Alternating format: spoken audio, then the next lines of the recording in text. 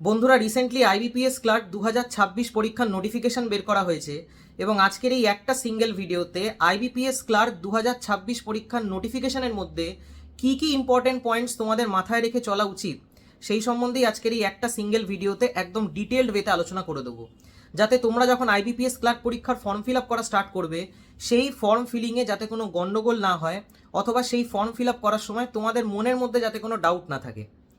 তো বন্ধুরা, সবার প্রথমে তোমাদের জানিয়ে দিই যে এইবারকার আইবিপিএস ক্লার্ক 2026 পরীক্ষায় অল ওভার ইন্ডিয়া থেকে টোটাল 11,403 ভ্যাকেন্সিজ রিপোর্ট করা হয়েছে, অর্থাৎ 11,403খানা ভ্যাকেন্সি এখনও অবধি আইবিপিএস ক্লার্ক পরীক্ষায় রিপোর্ট করা হয়েছে। তো ন্যাচারালি পরবর্তীকালে ভ্যাকেন্সি আরও বাড়বে এবং এখন অবধি একটা ব্যাংক রিপোর্ট করেনি তাদের ভ্যাকেন্সি, সেটা হলো ইউনিয়ন ব্যাংক অফ ইন্ডিয়া। তো naturally union bank of India যখন পরবর্তীকালে ভ্যাকেন্সি রিপোর্ট করবে তো আইবিপিএস ক্লার্ক পরীক্ষার ওভারঅল ভ্যাকেন্সি অনেকটাই বেশি আমরা দেখতে পারবো। অ্যাপ্রক্সিমেটলি 12,000 থেকে 12,500 ভ্যাকেন্সি তোমরা আইবিপিএস ক্লার্ক পরীক্ষায় দেখতে পাবে। নেক্সট পয়েন্টে আসি, সেটা হলো আইবিপিএস ক্লার্ক পরীক্ষার রেজিস্ট্রেশন করার যে টাইম লিমিট দেওয়া হয়েছে সেটা হলো 1 অগস্ট 2026 থেকে 21 অগস্ট 2026, অর্থাৎ আগস্ট মাসের 1 তারিখ থেকে তোমাদের আইবিপিএস ক্লার্ক পরীক্ষা রেজিস্ট্রেশন শুরু হয়ে যাচ্ছে এবং 21 আগস্ট পর্যন্ত আইবিপিএস ক্লার্ক পরীক্ষা রেজিস্ট্রেশন চলবে। তো এই সময়ের মধ্যেই তোমরা আইবিপিএস ক্লার্ক পরীক্ষার ফর্ম ফিল আপ করতে পারবে। মাথায় রাখবে 21 তারিখের পরে অর্থাৎ 21 আগস্টের পরে আইবিপিএস ক্লার্ক পরীক্ষার ফর্ম ফিল আপ তোমরা করতে পারবে না। তো এই জিনিসটা মাথায় রেখে তোমরা চলো। নেক্সট ইম্পর্টেন্ট পয়েন্ট হলো আইবিপিএস ক্লার্ক পরীক্ষা কটা স্টেজে কন্ডাক্ট করানো হয়। তো দেখো বন্ধুরা, যেহেতু এটা একটা ক্লেরিক্যাল লেভেলের পরীক্ষা তো আইবিপিএস ক্লার্কের পরীক্ষা দুটো স্টেজে কন্ডাক্ট করানো হবে। সবার প্রথমে তোমাদের প্রিলিমস পরীক্ষা হবে এবং তারপর তোমাদের মেন্স পরীক্ষা হবে এবং মেন্স পরীক্ষার মার্কসই আমাদের ফাইনাল কাউন্টিংয়ে যায়। প্রিলিমস পরীক্ষার নম্বর তো কাউন্ট হয় না এবং সেই বিষয়ে যারা যারা জানো না তাদেরকে জানিয়ে দিই যে প্রিলিমস পরীক্ষায় তোমরা যে মার্কস স্কোর করবে সেটা শুধুমাত্র এবং শুধুমাত্র কোয়ালিফাইং ইন নেচারই হবে। প্রিলিমস পরীক্ষার মার্কস কিন্তু অ্যাড হয় না ফাইনাল সিলেকশনে, শুধুমাত্র এবং শুধুমাত্র মেন্স পরীক্ষায় তোমরা যে নম্বরটা স্কোর করবে সেটাই তোমাদের ফাইনাল সিলেকশন দেবে। তো এবারে আসি আইবিপিএস ক্লার্কের প্রিলিমস পরীক্ষা কবে হতে চলেছে।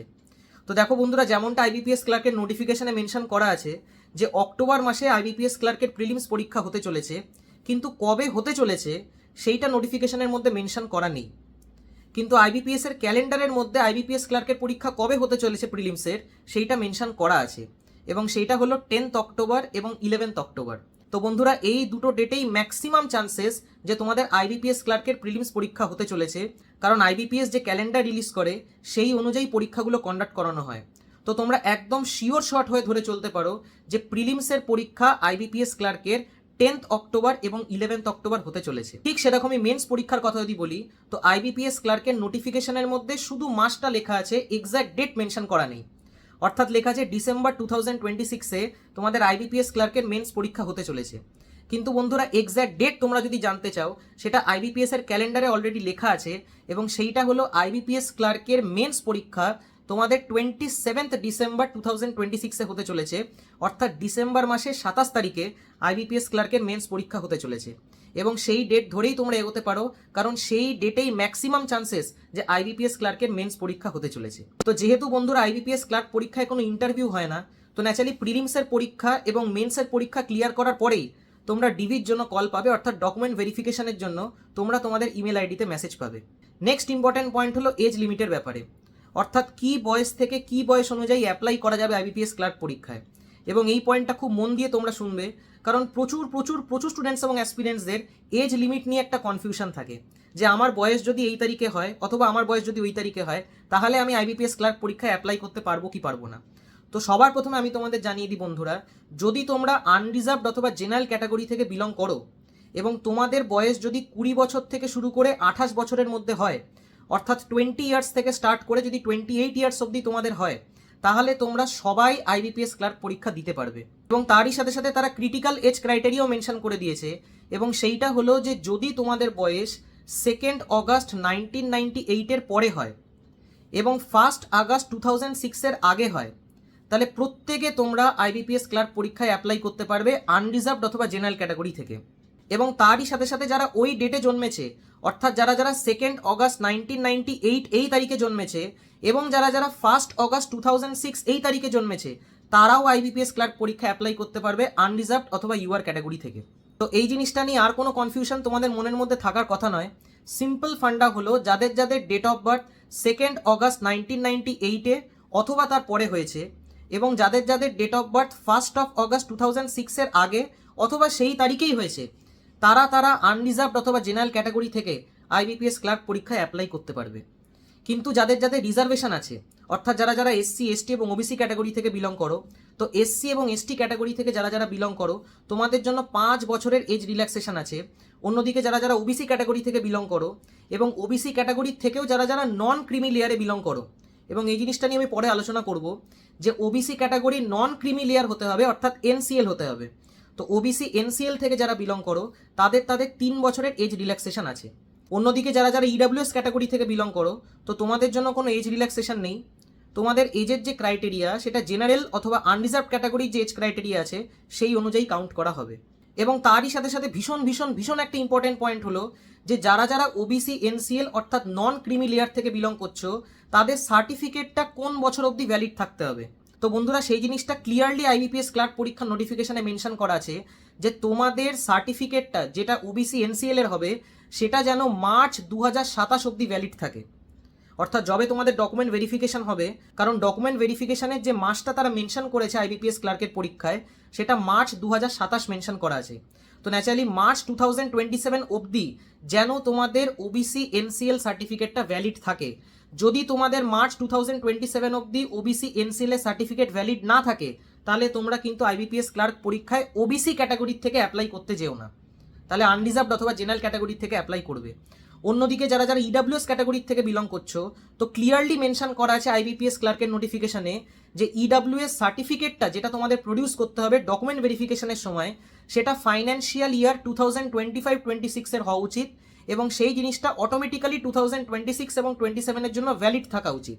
যদি তোমাদের ইডাব্লিউএস সার্টিফিকেটটা ফাইন্যান্সিয়াল ইয়ার 2025-26-এর না হয় এবং সেইটা যদি 2026-27-এর জন্য ভ্যালিড না থাকে তাহলে ইডাব্লিউএস ক্যাটাগরি থেকে তোমরা অ্যাপ্লাই করতে যেও না।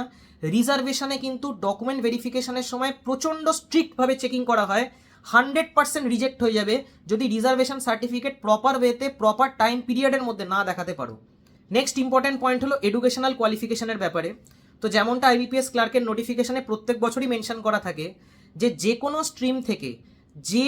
স্ট্রিম থেকে তুমি যদি গ্র্যাজুয়েশন পাস করে থাকো, অর্থাৎ যদি তোমার গ্র্যাজুয়েশন কোয়ালিফাই থাকে, সে তুমি যাই পার্সেন্টেজ অফ মার্কস পাও না কেন ম্যাটার করে না। আইবিপিএস এর পরীক্ষায় কত পার্সেন্ট তুমি মার্কস পেলে সেটা ম্যাটার করে না। আইবিপিএস ক্লার্কের পরীক্ষাতেও ন্যাচারালি কত পার্সেন্ট মার্কস তুমি গ্র্যাজুয়েশনে পেয়েছো সেটা ম্যাটার করবে না। শুধু গ্র্যাজুয়েশন কি তুমি পাস করেছো, যদি গ্র্যাজুয়েশন তুমি পাস করে থাকো এবং সেটা তুমি যে কোনো স্ট্রিমেই কমপ্লিট করে থাকো না কেন, তাহলেই তুমি আইবিপিএস ক্লার্ক পরীক্ষায় অ্যাপ্লাই করতে পারবে। এবার এটার সাথে সাথেই কিছু স্টুডেন্টস এবং অ্যাসপিরেন্টসের মনে প্রশ্ন আসবে, স্যার আমি তো কলেজের ফাইনাল ইয়ারে আছি, তো আমি কি আইবিপিএস ক্লার্ক পরীক্ষা দিতে পারবো কি পারবো না?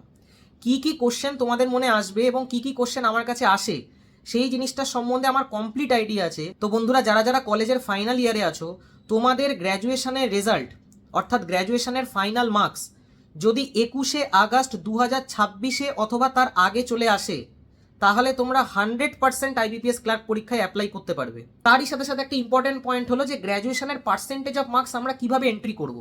তো দেখো বন্ধুরা, আমি তোমাদের জানিয়ে দিই যে আইবিপিএস ক্লার্কের পরীক্ষার নোটিফিকেশনে ক্লিয়ারলি এই কথাটা মেনশন করা আছে যে যাই তুমি পার্সেন্টেজ অফ মার্কস পাও না কেন সেইটাই তোমাকে এন্ট্রি করতে হবে, কোনো রাউন্ডিং অফ করলে চলবে না।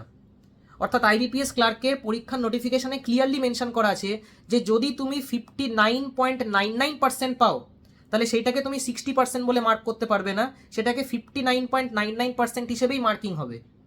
অন্যদিকে ঠিক সেরকমই তুমি যদি 54.99% পাও তাহলে সেইটাকে তুমি 55% লিখতে পারো না, সেটা তোমাকে 54.99%ই লিখতে হবে। এবার এইটার সাথে সাথেই কিছু স্টুডেন্টস এবং অ্যাসপিরেন্টসদের মনের মধ্যে এই প্রশ্নটাও আসে যে স্যার আমাদের গ্র্যাজুয়েশনের যে সেমিস্টারগুলো কমপ্লিট হয়েছে সেইখানে তো আমরা সিজিপিএতে নম্বর পেয়েছি, অর্থাৎ গ্রেড পয়েন্ট সিস্টেমে মার্কস পেয়েছি, তো এইটাকে আমরা পার্সেন্টেজে কিভাবে কনভার্ট করব। তো বন্ধুরা, আইবিপিএস ক্লার্কের নোটিফিকেশনে এই কথাটাও লেখা আছে যে যারা যারা সিজিপিএতে মার্কস পেয়েছে, অর্থাৎ যেরকম গ্রেড পয়েন্ট সিস্টেম অনুযায়ী তোমরা তোমাদের গ্র্যাজুয়েশনের সেমিস্টারের নম্বর পেয়েছো সেই অনুযায়ী পার্সেন্টেজের কনভার্সন তোমরা যে কলেজ থেকে পাস করেছো অথবা যে ইউনিভার্সিটি থেকে পাস করেছো সেইখানে তাদের ওয়েবসাইটে ক্লিয়ারলি এই কথাটা লেখা থাকবে, অথবা তোমাদের গ্র্যাজুয়েশনের মার্কশিটের পেছনে লেখা থাকবে যে কিভাবে গ্রেড পয়েন্ট সিস্টেম থেকে পার্সেন্টেজে কনভার্ট করতে হয়। এবং ঠিক সেই রকম অনুযায়ী তোমরা তোমাদের গ্রেড পয়েন্ট সিস্টেম থেকে পার্সেন্টেজে কনভার্ট করে আইবিপিএস ক্লার্কে মার্কসটা এন্ট্রি করবে এবং ফর্মটা ফিল আপ করবে। এই ব্যাপারে যেন কোনো কনফিউশন না থাকে যে আমার ইউনিভার্সিটিতে একরকমভাবে সিজিপিএ থেকে পার্সেন্টেজের কনভার্সন হয়, অথচ আমি অন্যভাবে সিজিপিএ থেকে পার্সেন্টেজের কনভার্সন করে দিলাম। এইটা কিন্তু ভীষণ বাজে একটা ভুল, এবং এই ভুলটার জন্য কিন্তু ডকুমেন্ট ভেরিফিকেশনে তোমার প্রবলেম হতে পারে। কারণ এই জিনিসটা ক্লিয়ারলি আইবিপিএস ক্লার্কের নোটিফিকেশনে লেখা আছে যে অনুযায়ী তোমার সিজিপিএ থেকে গ্রেড পয়েন্ট সিস্টেমে তোমার কলেজে অথবা তোমার ইউনিভার্সিটিতে কনভার্সন করা হয়, একদম সেম টু সেম অনুযায়ী তুমিও সিজিপিএ থেকে পার্সেন্টেজে কনভার্ট করে নিজের মার্কসটা এন্ট্রি করবে যখন আইবিপিএস ক্লার্কের ফর্ম ফিল আপ করবে। তো এই ব্যাপারে খুব কেয়ারফুল থেকো, এই ব্যাপার নিয়ে যেন কোনো কনফিউশন আর না থাকে। এবং তারই সাথে সাথে স্টুডেন্টসদের অথবা অ্যাসপিরেন্টসদের নেক্সট ডাউট উঠে এলো যে স্যার আমার গ্র্যাজুয়েশনের যে মার্কসটা আছে সেটা কি শুধু আমার অনার্সের যে সমস্ত সাবজেক্টগুলো আছে সেই মার্কসগুলো মিলিয়ে কি আমি আইবিপিএস ক্লার্কের মার্কসটা এন্ট্রি করব, নাকি সমস্ত সাবজেক্টের মার্কস মিলিয়ে তারপর সেই অনুযায়ী পার্সেন্টেজটাকে এন্ট্রি করব? এবং অন্যদিকে আমার ক্লাস 12-এ যে অপশনাল সাবজেক্ট ছিল সেই অনুযায়ী কি আমাকে মার্কস এন্ট্রি করতে হবে, নাকি সমস্ত সাবজেক্টগুলোকে মিলিয়ে আমার মার্কস এন্ট্রি করতে হবে? এবং এইটা নিয়েও প্রচুর স্টুডেন্টস এবং অ্যাসপিরেন্টসের একটা কনফিউশন থাকে। তো বন্ধুরা, আইবিপিএস ক্লার্কের পরীক্ষার নোটিফিকেশানে ক্লিয়ারলি এই কথাটা মেনশন করা আছে যে সমস্ত সাবজেক্টগুলোকে যোগ করে সেই মার্কসগুলোকে নিয়ে তার অ্যাভারেজ করে সেইটার পার্সেন্টেজটাই তোমাকে আইবিপিএস ক্লার্কের ফর্ম ফিল আপ করার সময় এন্ট্রি করতে হবে। শুধু অনার্সের মার্কসগুলো অথবা শুধু কম্পালসারি সাবজেক্টের মার্কসগুলো মিলিয়ে তাদের অ্যাভারেজ করে তুমি আইবিপিএস ক্লার্কের মার্কস এন্ট্রি করো না।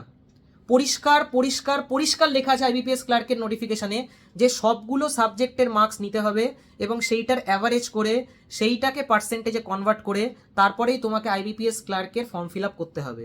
সেই অনুযায়ী তুমি তোমার পার্সেন্টেজ বসাবে। যতগুলো সাবজেক্টের ওপর তুমি মার্কস পেয়েছো সবগুলো সাবজেক্টের মার্কসগুলো যোগ করে তাদের অ্যাভারেজ নিয়ে সেইটাকে পার্সেন্টেজে কনভার্ট করে তারপরে আইবিপিএস ক্লার্কের ফর্ম ফিল আপ করবে। নেক্সট ইম্পর্টেন্ট পয়েন্ট হলো কম্পিউটার সার্টিফিকেটের ব্যাপারে। এবং এইটা নিয়েও প্রচুর স্টুডেন্টসদের একটা ডাউট থাকে যে স্যার কম্পিউটার সার্টিফিকেট আমাদেরকে কী অনুযায়ী দেখাতে হবে? যদি আমরা স্কুলে পড়ে থাকি, কলেজে পড়ে থাকি, কোনো ইউনিভার্সিটিতে পড়ে থাকি, কোনো ইনস্টিটিউশনে পড়ে থাকি, তাহলে কি আলাদা করে আমাদের কোনো কম্পিউটার সার্টিফিকেট দেখাতে হবে নাকি হবে না? তো বন্ধুরা, ক্লিয়ারলি এই কথাটা আইবিপিএস ক্লার্কের নোটিফিকেশনে লেখা আছে, যদি তোমরা স্কুলে অথবা কলেজে অথবা ইনস্টিটিউশনে অথবা ইউনিভার্সিটিতে কোনো সময়, অর্থাৎ তোমাদের মার্কশিটে কোনো সময় যদি কম্পিউটার অ্যাজ আ সাবজেক্ট পড়ে থেকে থাকো, তাহলে আলাদা করে কোনো কম্পিউটারের সার্টিফিকেটের দরকার পড়বে না, অন্য কোনো কম্পিউটার সার্টিফিকেট লাগবে না। একদম ক্লিয়ার হয়ে গেল তোমাদের। যদি স্কুলে, কলেজে, ইউনিভার্সিটিতে অথবা ইনস্টিটিউশনে কম্পিউটার অ্যাজ আ সাবজেক্ট সে তুমি যাই পড়ে থাকো না কেন, সেটা যদি কম্পিউটার রিলেটেড হয় অথবা কম্পিউটার অ্যাজ আ সাবজেক্ট যদি তুমি পড়ে থাকো, তাহলে আলাদা করে কোনো কম্পিউটার সার্টিফিকেট তোমার লাগবে না। কিন্তু যদি তোমরা স্কুলে, ইউনিভার্সিটিতে, কোনো ইনস্টিটিউশনে অথবা কলেজে কম্পিউটার অ্যাজ আ সাবজেক্ট যদি কোনো দিনও না পড়ে থাকো, তাহলে কম্পিউটারের একটা সার্টিফিকেট তোমাকে বানাতে হবে এবং সেই সার্টিফিকেটটা তোমাকে আইবিপিএস ক্লার্কের ফাইনাল সিলেকশন পাওয়ার পরে ডকুমেন্ট ভেরিফিকেশনে যখন তুমি কল পাবে তখন সেই সার্টিফিকেটটা তোমায় প্রডিউস করতে হবে, অর্থাৎ দেখাতে হবে। তো এই বিষয়ে আর কোনো ডাউট থাকার কথা নয়, কারণ কম্পিউটার সার্টিফিকেট নিয়ে প্রচুর স্টুডেন্টসদের একটা ডাউট থাকে। তো আই হোপ তোমাদের এই ডাউটটা আমি ক্লিয়ার করতে পারলাম। নেক্সট ইম্পর্টেন্ট পয়েন্ট হলো এলএলপিটির ব্যাপারে, অর্থাৎ লোকাল ল্যাঙ্গুয়েজ প্রফিসিয়েন্সি টেস্টের ব্যাপারে। তো বন্ধুরা, আইবিপিএস ক্লার্কের পরীক্ষায় এই কথাটা ক্লিয়ারলি মেনশন করা আছে যে স্টেট থেকে তোমরা অ্যাপ্লাই করছো, অর্থাৎ তোমরা তো ওয়েস্ট বেঙ্গল স্টেট থেকেই অ্যাপ্লাই করতে চলেছো, তো ওয়েস্ট বেঙ্গল স্টেট থেকে যারা যারা অ্যাপ্লাই করছো তাদের বেঙ্গলির ওপর অর্থাৎ বাংলার ওপর 4টে জিনিসের দরকার পড়বে। একটা হলো রিডিং, একটা হলো রাইটিং, একটা হলো স্পিকিং এবং আরেকটা হলো আন্ডারস্ট্যান্ডিং। অর্থাৎ তোমাদের বাংলা ভাষা পড়তে জানতে হবে, তোমাদের বাংলা ভাষা বলতে জানতে হবে, বাংলা ভাষা লিখতে জানতে হবে এবং বাংলা ভাষা যেন তোমরা বুঝতে পারো সেই জিনিসটার ব্যাপারেও তোমাদের আইডিয়া থাকা উচিত। কারণ আইবিপিএস ক্লার্ক পরীক্ষায় ফাইনাল সিলেকশন পাওয়ার পরে তুমি তোমার হোম স্টেটেই পোস্টিং পাবে, অর্থাৎ যে স্টেট থেকে তুমি অ্যাপ্লাই করছো সেই স্টেটেই তুমি পোস্টিং পাবে।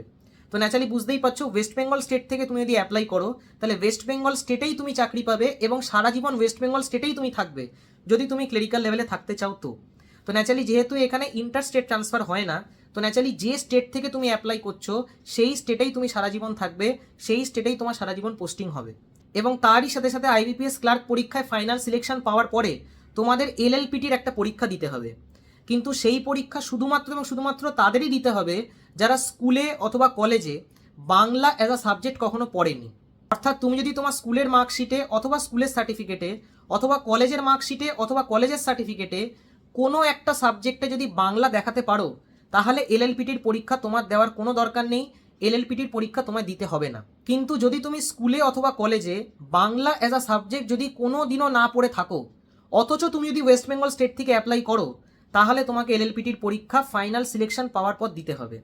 এবং সেই জিনিসটাই আইবিপিএস ক্লার্ক পরীক্ষা নোটিফিকেশনে ক্লিয়ারলি মেনশন করা আছে।